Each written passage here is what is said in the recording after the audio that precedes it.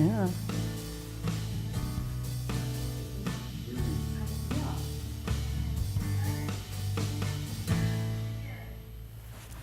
Welcome to this special edition of Go Vote Omaha. This is a candidate forum for the Douglas County Assessor Register of Deeds, presented by the League of Women Voters of Greater Omaha. I'm Jerry Simon, a League member and moderator for the forum. The League of Women Voters never supports or opposes political parties or candidates. We present this forum solely for voter education. Here's the format for our forum. Each candidate will get a 1-minute opening statement. We'll follow that with questions prepared by the League of Women Voters. Each candidate will have up to 90 seconds to answer each question, and the candidate who answers the question first will have up to 30 seconds of rebuttal time if desired. We'll close the forum with a 1-minute closing statement by our candidates. A timekeeper will alert the candidates when they have 30 seconds of time remaining and when to stop speaking. Before the forum, we drew lots to determine the initial speaking order of the candidates, and I'll introduce them to you in that order now. There are 2 candidates running for the Douglas County Assessor Register of Deeds office. They are Diane Battiato and Walt Peffer. And we'll go right to opening statements, beginning with Diane. Thank you, Jerry. My name's Diane Battiato, and I am your Douglas County Assessor Register of Deeds.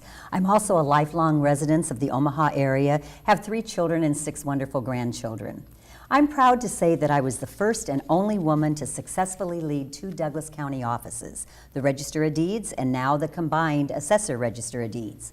I'm also a real estate broker and the owner of Battiato Real Estate, and I have more than 30 years of real estate experience.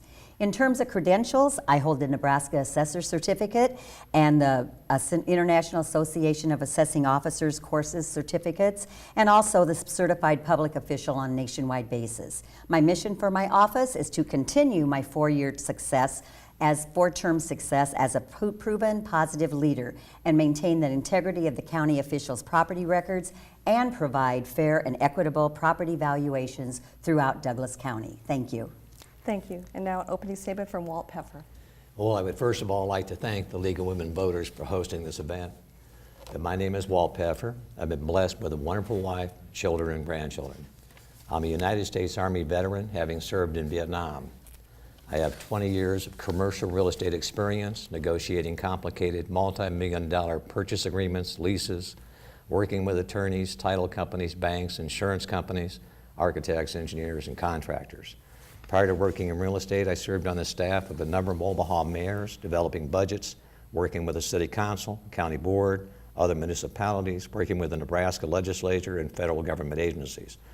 I also served as the City of Omaha's Director of Administrative Services with oversight of a multi-million-dollar budget and 100+ employees. I have the experience, energy, vision necessary to represent you, the citizens of Douglas County, as your Assessor Register of Deeds. Thank you. Thank you. And here's our first question, which will go to Walt first. The offices of County Assessor and Register of Deeds were combined into one 4 years ago. Was that a good idea? I'm not sure that it was. I think they have 2 different functions. I can understand what the county board was thinking when they did do that. But there's a big difference between assessing values of real estate, as anyone would tell you in commercial real estate or even in residential, versus the actual filing and record keeping of those transactions. But I understand what they were trying to do. They were trying to think of a way to save money. I'm not sure that it did. If you look at SARPI, they're not combined. But again, it is what it is. And I think both Diane and I have the experience necessary in real estate and in dealing with title companies to know what needs to be done. And it will just have to continue. And it is what it is, and we'll go from there. Thank you. Diane. Well, was it a good idea? Well, initially, I said absolutely not. I had been in the Register of Deeds office for 10 years when they decided to combine the offices. And that was also in 2012 when it became on the ballot. I was also running for my 3rd term in office.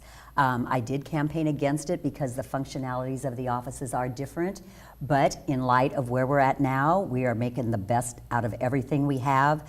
I have a wonderful staff. It increased from 27 to 80 employees. And we're learning, as with any transition, to make it work. We have the functionality that we have through technology combine different aspects of the two offices so they can interconnect with each other on a very seamless basis.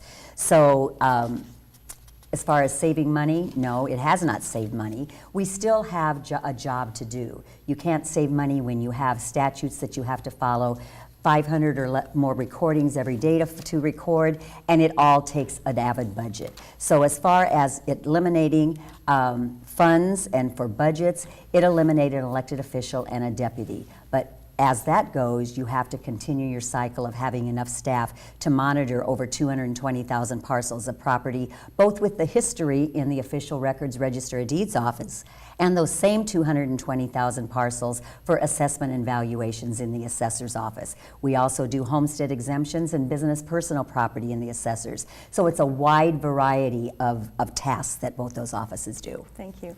Any rebuttal, Walt? So I think we're both saying the same thing. We didn't necessarily think it's a great idea. I just said it with fewer words. Okay.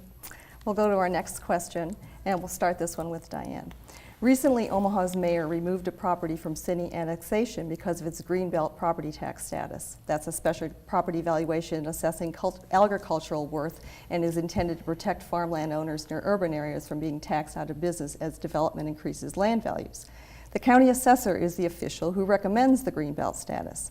Are any changes needed in determining which land gets that status? When the land sold, does it retain that status? And should the possibility of the land being annexed be a consideration when designating greenbelt status?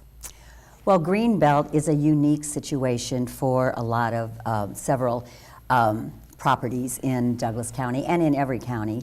To qualify for greenbelt, you have to not be in the city, and your land use has to be predominantly used for crops or animals for retail purposes, for income purposes. Those are the qualifications. We get applications periodically every year. Once you apply and you qualify for greenbelt, you are in that qualification unless your land use changes. So the property in question that they just took out of the annexation has been in greenbelt since probably the mid-90s. They have evolved in what they're doing with their property, but they've gone from horses, I think, to goats. But in any event, they still qualify for that. There is a second property in that same area that just this year applied for greenbelt, and they meet all the qualifications as well. So I don't know, that one has just been approved by our office. We take a look at all of their applications to make sure that they're adhering to those requirements to be included in greenbelt.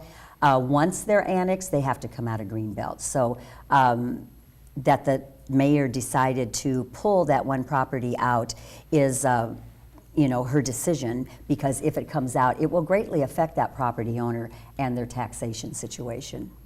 Thank you. Walt?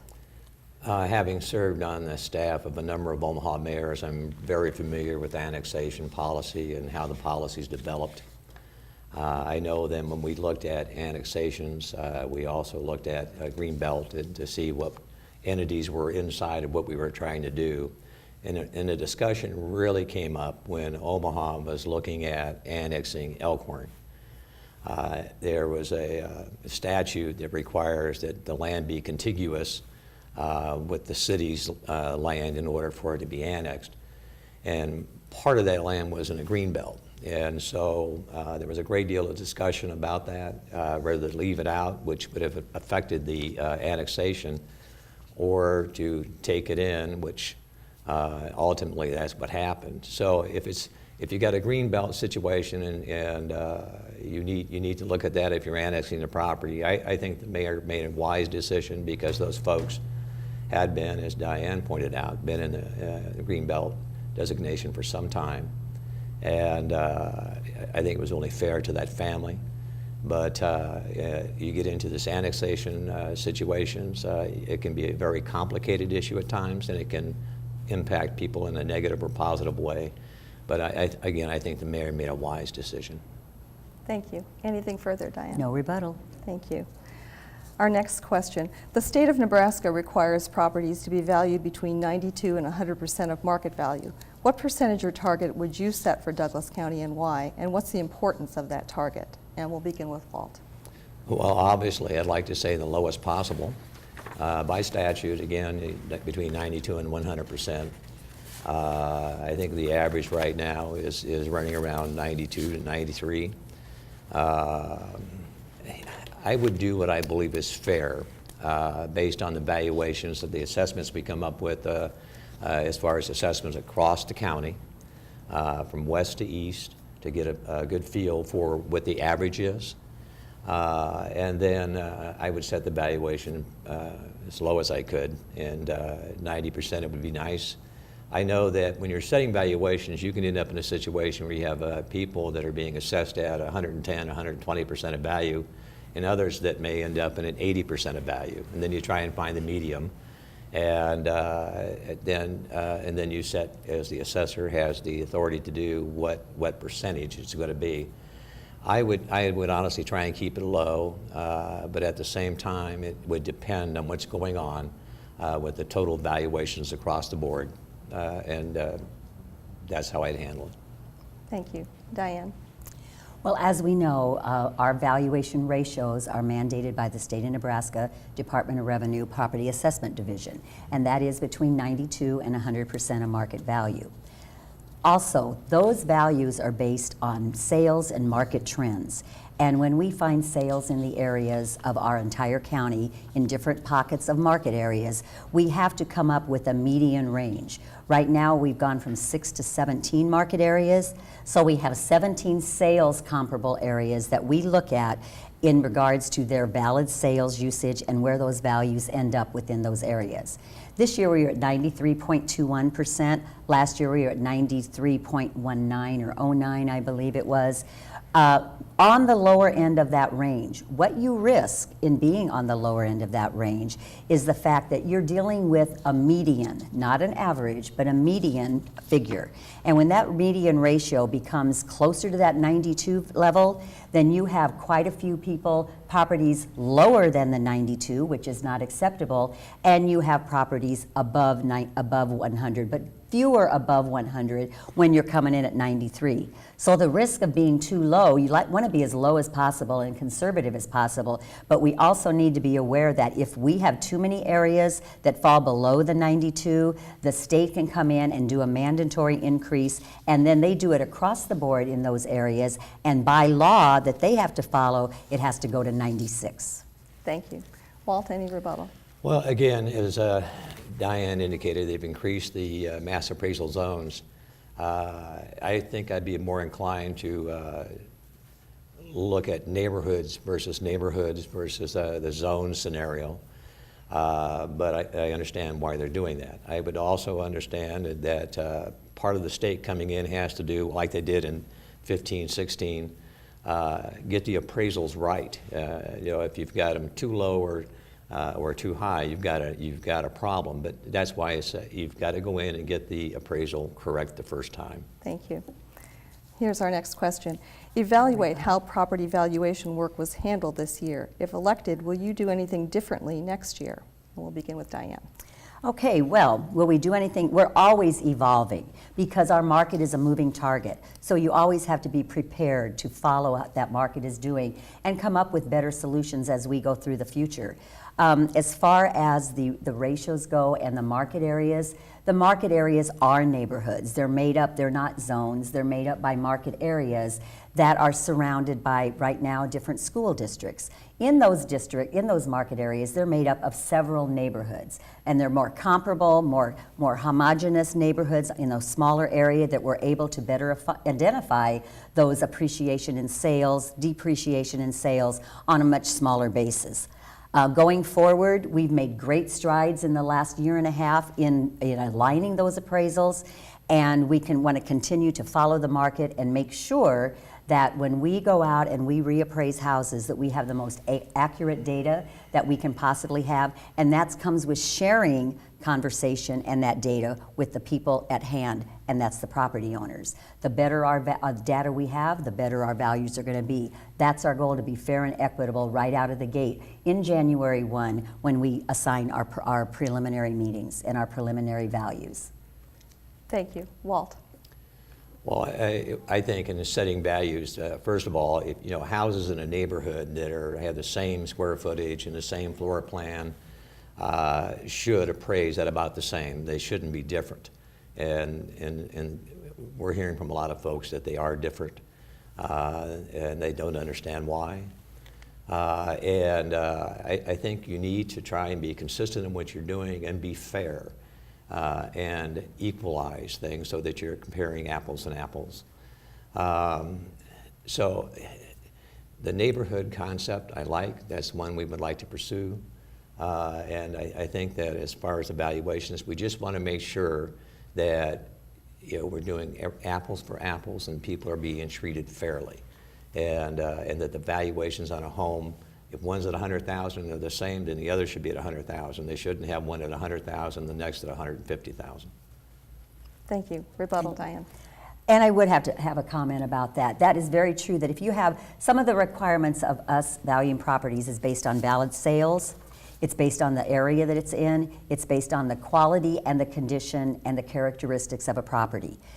You can have two houses next to each other that are the same in everything, except one of the criteria that we can adjust is condition, which is invariably one of the differences in valuation is because of condition from one property to the next, even if they absolutely from the outside look alike. Thank you. Here's our next question. Should the same property valuation formula be used across counties? Specifically, should Douglas and Sarpy County work together and just use the same formula and methods? Why or why not? And we'll begin with Walt. Well, Sarpy and Douglas County are similar in a lot of respects. Sarpy's growing faster than Douglas County. If there was a way, first of all, how you do something or what's required by the state is mandated by the state. And so you have to do it exactly as the state dictates as far as setting values. And they also have a lot to say about the process that you use. But I think Sarpy's growth rate has been faster. They have a way of assessing property that shows the growth. They've increased faster in valuations than we have. But I think each independent assessor's office should have the ability to set their policy, how they want to accomplish it, as long as it meets the state requirements. I would never combine the two offices, Sarpy and Douglas County. I think that'd be a mistake because it's big enough already for Douglas County and for Sarpy. And I think that having that individual attention to their individual property tax owners is required. So no, I wouldn't combine them, and I think that the individual assessor's office should set their policies. Thank you. Diane. Well, Walt is correct that every county follows the same standards which we are mandated by statute, but not necessarily the same process or the same number when it comes down to the final assessments. Sarpy and Douglas, two completely different market areas. Douglas is not growing as fast as Sarpy. Sarpy has more land than Douglas. So if we were, Douglas has been urbanizing longer than Sarpy has. So that is some of the reason that Sarpy is not really considered in trying to combine, and Douglas not combining with them on a taxable basis. It is up to the elected official of each county, we have 93 in the state of Nebraska, to follow those statutes, but to also design their valuation process that they feel more readily compares with the sales that go on and the market trends that go on in those areas. As Sarpy changes their values usually every year. We look at the assessments as of the values as of January 1 and the conditions of those properties, and we take a look at those each and every year. And sometimes it isn't just the same ratio that goes up. We take a look at the sales, we take a look at the trends, we take a look at the conditions of the properties.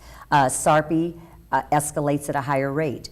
Their sales probably escalate at a higher rate for sales. So each county is unique in its own process, but yet we all still have to follow the state law. Thank you. Any rebuttal, Walt? No rebuttal. Thank you. Here's our next question. How does the Douglas County Assessor and Register of Deeds relate to the Douglas County Commission? If elected, how will you work with county commissioners? And then how about the city? How will you work with Omaha City Administration? And we'll begin with Diane. Okay. Well, we'll start with the city. We have, every year we have a connection and sharing of values and sharing of figures with many entities, the city being one of them. We keep their finance department abreast of all of our values, all of our changes as time goes on through the year, same with the school districts and anyone and a variety of the public who is interested in our figures. The county board, they get all of our figures as well. We started this year in having meetings with small groups of the county board to let them know. It was called the State of the Market 2017 in order to try to build more amicable relations with the county board. One thing, that relationship has always has to be a two-way street. I have a very tough job, the county board has a very tough job, and for us to work together in an amicable, workable situation is the goal of everyone. Thank you. Walt. Well, obviously, the Assessor, Register of Deeds is a tough job. The county board has a tough job, but they set the budget. They have the purse strings. You've got to have a working relationship with them that is respectful and is productive.